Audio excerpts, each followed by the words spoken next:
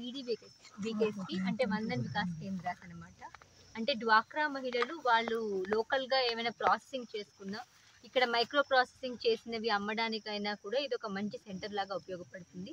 So గతంలో వీళ్ళు ఇక్కడ వాళ్ళు చింతపండు కేక్స్ అవి చేసి హెడ్ క్వార్టర్స్లోనే అమ్మేవాళ్ళు.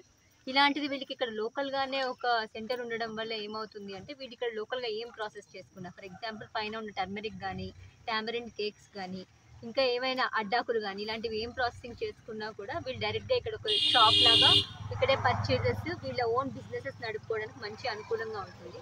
అండ్ ఈ లొకేషన్ కూడా మనకి హైవేకి దగ్గరగా ఉండడం వల్ల కూడా దీన్ని కొంచెం మార్కెటింగ్ చేసుకుంటే వీళ్ళకి లోకల్ ఎకానమీ సస్టైన్ అయ్యి వీళ్ళందరూ కూడా కొంచెం డెవలప్మెంట్ అవుతుంది.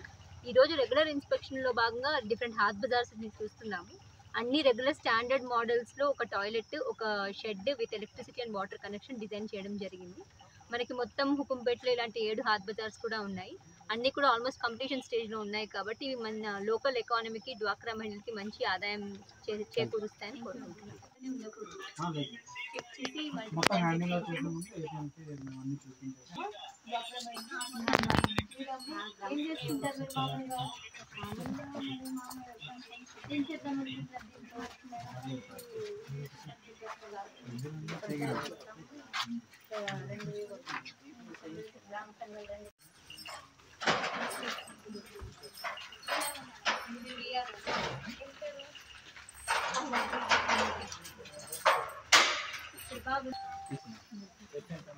దానికి